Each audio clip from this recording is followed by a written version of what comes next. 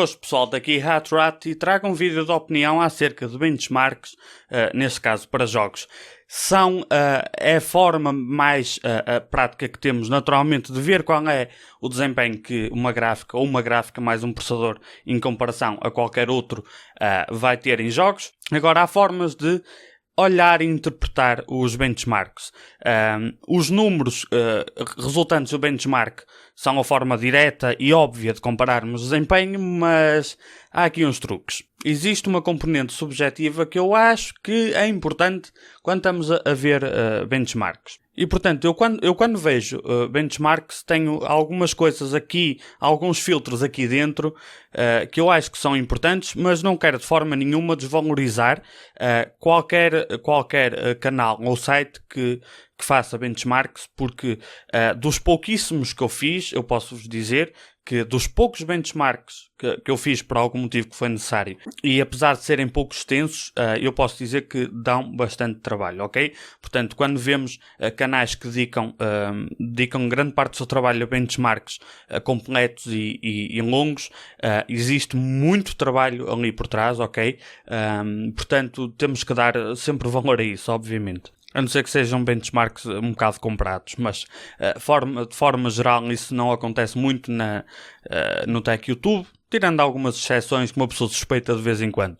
Portanto, existem muitas metodologias e os resultados podem querer dizer coisas diferentes. Portanto, há cuidados que devemos ter e, portanto, quando nós vemos que num benchmark uma gráfica ou uma gráfica mais um processador tem um número mais alto, significa que naquele jogo vamos ter mais desempenho, certo?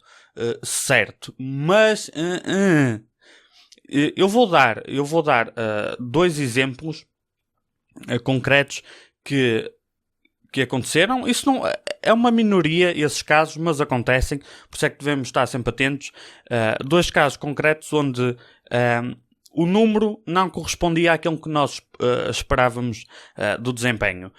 Um foi com o Far Cry 4 quando foi lançado e outro tem a ver com o 3258 da Intel. O Far Cry quando foi lançado funcionava, o Far Cry 4 funcionava horrivelmente mal em placas gráficas AMD.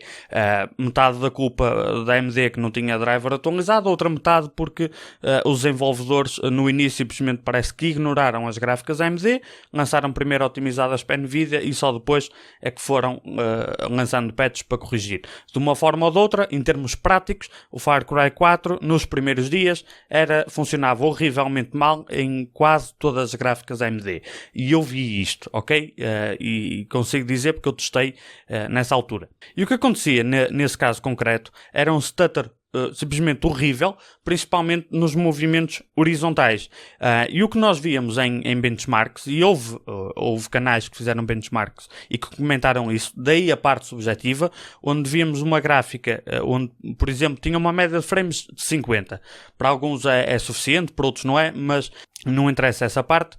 Todos nós sabemos o que é que representa 50 frames. Para alguns é suficiente, para outros não é suficiente, mas nós sabemos quando um jogo está a correr a 50 frames, temos a nossa noção, ok? Eu tenho a minha noção do que é 50 frames e do quão confortável ou desconfortável é. O que acontecia nesse jogo com as gráficas AMD era que aquele jogo a 50 frames era pior que muitos a 30, ok? E mesmo em alguns casos onde se passasse dos 60, mesmo assim tinham um stutter horrível e constante. Era um micro stutter constante, principalmente movimentos horizontais, era horrível, mesmo a 60 frames, eu considerei, é subjetivo, mas eu considerei o jogo injogável no início em gráficas AMD. Tanto fosse a 30 frames ou a 60, não dava para jogar. E o que acontecia era, nós víamos uma média de 50, uma média de 60, uma média de 70, e vamos imaginar para aquelas pessoas que dizem, ok, eu consigo jogar a 50, não me incomoda, pegavam naquele jogo e que é isto? É horrível. Ok? Portanto, o número é um exemplo onde o número não queria dizer nada. E é importante nós vermos a parte subjetiva. Vamos ver as opiniões para além dos números. E as opiniões, nesse caso concreto, é que muitas vezes a média está fixe, mas não joguem isto para já nesta versão do jogo com estas gráficas. Outro grande exemplo E eu vou deixar um vídeo na descrição, que é, para aqueles que quiserem aprender mais sobre isto, magnífico, espetacular, do canal Gamer Nexus, um dos melhores canais para benchmarks. Eles fazem um trabalho excepcional, nem quero imaginar o trabalho que aquilo dá. É um trabalho magnífico. A comunidade, acho que tem que estar grata a esse canal. Deram um passo em frente no que é os benchmarks. O que eles fazem não é uma metodologia nova. Já havia sites que faziam isso, mas no YouTube é raro ver-se isso atualmente. Eles utilizam, entre outros fatores, utilizam um cálculo. Eu vou deixar um link na descrição, ver se não me esqueço, onde eles explicam exatamente os cálculos que fazem para chegar àquele valor, que é o 0.1% mais baixo de frames. Isto porquê? Porque é outra coisa importante que devemos olhar, é a mínima de frames, que é terrivelmente traiçoeira. É muito traiçoeiro nós vemos a mínima de frames nos jogos. Porquê? Porque é extremamente importante, porque a mínima é o que em grande parte dos casos vai trazer ao de cima o que vai ser se calhar a má experiência no jogo. Tenho uma média de 60, mas se tiver várias vezes mínimas de 28 ou 25, para muitas pessoas simplesmente não dá para jogar, o que é perfeitamente compreensível. O problema das mínimas são extremamente importantes. Aliás, em muitos benchmarks só mostram a média e a mínima. Normalmente até ignoram a máxima, também compreendo porquê. Mas a mínima é traiçoeira porquê? E devemos ver, neste caso, se a mínima for baixa e nós quisermos... Imagina, estamos a querer comprar uma placa gráfica e há 5 jogos que eu quero que esta gráfica corra bem. Vou ver nesses jogos quais são as mínimas. Se em algum jogo a mínima for abaixo daquilo que nós queremos, convém ir ver o que é que... Tentar, se possível, na internet descobrir o que é que aquela mínima representa na realidade. Passo a explicar. Vamos imaginar que um jogo, uma gráfica num jogo tem uma média de 60 e tem uma mínima de 35. Para muitos gamers, ter mínima de 35 não é jogável, ok? Claro que depende dos settings, eu sei, ok? Eu sei que depende de muita coisa. Depende dos settings, depende, se calhar, da driver, muita cena. Vamos imaginar que no jogo que querem jogar em high, está ok, mas tem uma mínima de 35. Se calhar esta gráfica não é o ideal. Uma parte importante, a mínima está lá. Se ela está lá marcada é porque aconteceu. Agora, há uma parte que pode influenciar e vai influenciar a percepção de quão bem, do quão jogável é ou não o jogo naquela gráfica. Que é, vamos imaginar que vocês estão a jogar... jogam 30 minutos um jogo. E em 30 minutos só houve uma vez onde a gráfica foi aos 35 frames. E tirando essa única vez, essa fração de segundos onde foi aos 35 frames, se eliminarmos essa fração de segundo, nunca baixou, por exemplo, dos 45. O que é que nós interpretamos como mínima? Os 45, que é onde vamos imaginar que ele baixou durante a meia hora, baixou 20 vezes para os 45 e uma única vez para os 30 ou para os 35. O que é que vamos interpretar como mínima na prática? É livre de opinião. Esta parte não é concreta. Algumas pessoas irão dizer 45 consigo, para mim está bom. Outras pessoas vão dizer não, abaixo de 55 para mim é impossível. Essa parte é subjetiva, mas devemos olhar... devemos ter em consideração que a mínima pode representar uma fração de segundo em 30 minutos. E quão é importante isso é para nós? Vai de cada um, ok? Não há duas pessoas iguais, não há duas opiniões iguais aqui. Agora, é por isso que eu considero traiçoeiro. Porque há pessoas que podem dizer, se ela não baixar dos 45, eu consigo jogar, ok? Vai de cada um é que sabe como é que se sente bem. Mas há pessoas que podem dizer, eu abaixo, desde que não baixo 45, para mim, aceito, ok? Abaixo disso, não. E vamos imaginar que tu que estás aí, tens esta opinião, da experiência que tens a jogar, que baixando até 45 consegues. Pior que isso, é intolerável. Vamos imaginar, lá está, que no jogo todo há uma única vez que baixa para 35 e tirando isso nunca baixa para 45. Conseguias jogar ou não?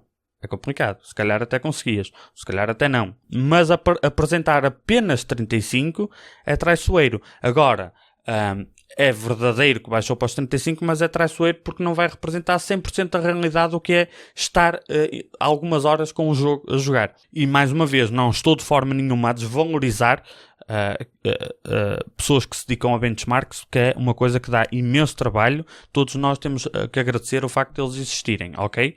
Abençoados todos aqueles que fazem benchmarks na internet, porque ajuda toda a gente. Agora, é apenas um pequeno filtro que devemos ter.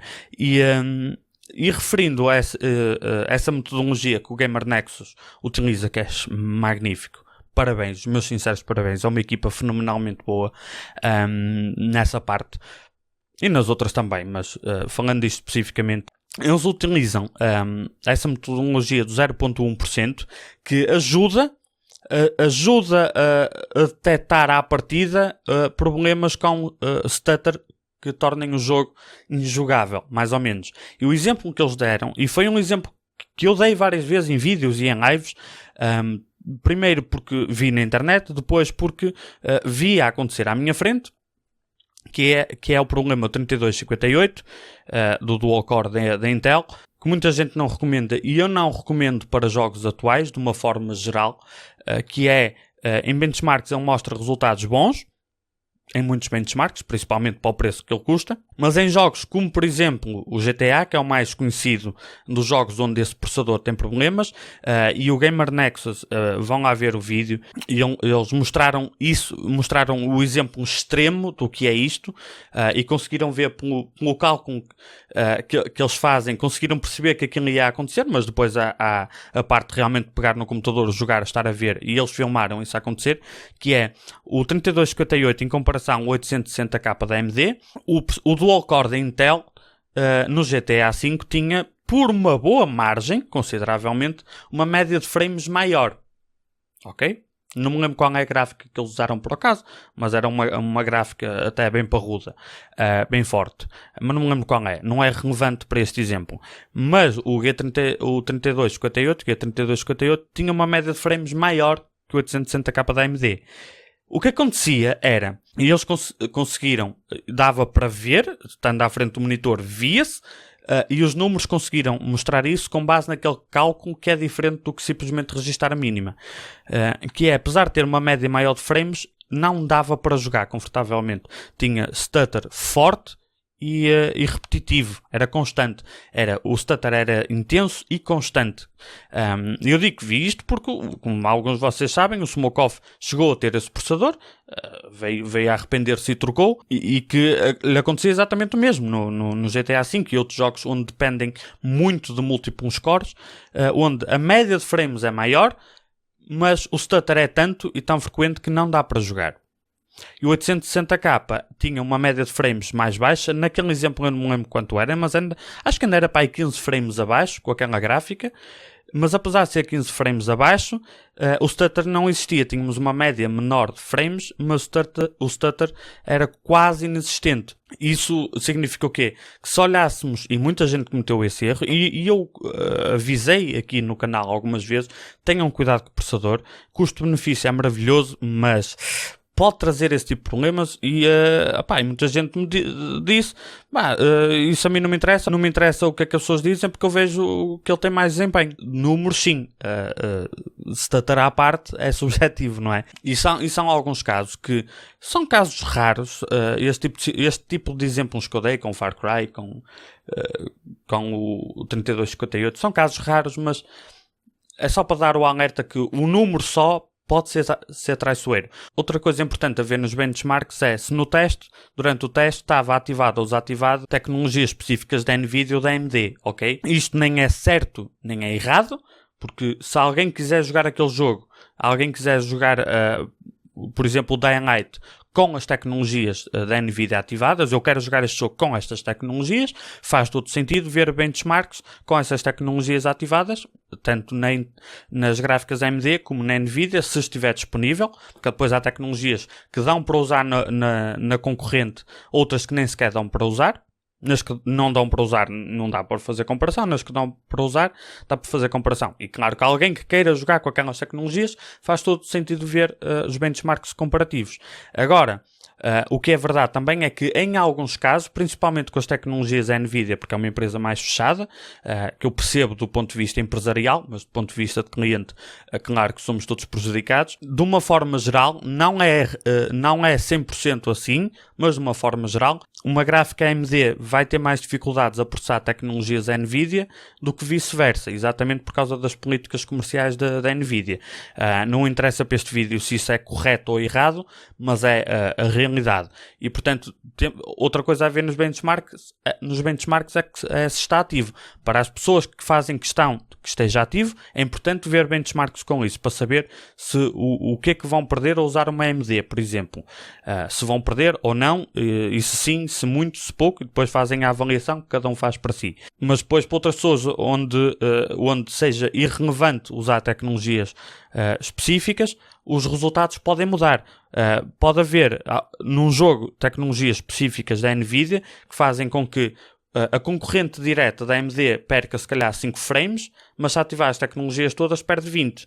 Para algumas pessoas o que interessa é ao menos 20 porque quer usar aquilo. Para outras pessoas que não querem usar as tecnologias vão encarar a gráfica como quase empatada. Claro que também vai da opinião de cada um se é importante ou não isso, mas é uma diferença que devemos ver. Sempre que aparecem listadas as tecnologias, ver isto está ou não ativado. E era só isso. Eram algumas características que eu costumo ver, se possível, nos benchmarks, para filtrar um bocado aquilo que vai ser, se calhar, a realidade. Ainda assim, há sempre o risco de sair um benchmark e a seguir sai um update que vai melhorar ou, eventualmente, até piorar, como já aconteceu, mas dá sempre para ter uma noção. Não há outra forma, senão benchmarks, para ter um resultado imediato, uma percepção imediata do que vai ser mais ou menos jogar, mas apenas para frisar que o número nos benchmarks é o mais importante, mas apesar de ser o mais importante, não conta a história toda. E mais uma vez, bem-aja a todas as pessoas que fazem benchmarks aqui na internet, fazem um serviço para a comunidade espetacular. Agora existem essas limitações que não dá para passar nos benchmarks, mas também não se pode pedir mais, não é? Apenas para deixar essa alerta, isso é só uma opinião. Digam aí o que é que vocês costumam olhar para os benchmarks, se é só o número e ponto, ou se tentam ver outra cena. Muitas pessoas interpretam de maneira diferente, e é isso que tem de bom PC Gaming, é ver opções e mais opções e mais opções. Pelo menos eu acho que é assim. E era só isso, bandidolas. Se tiverem gostado, carreguem gosto. Se não gostaram, não gosto, subscrevam e até à próxima.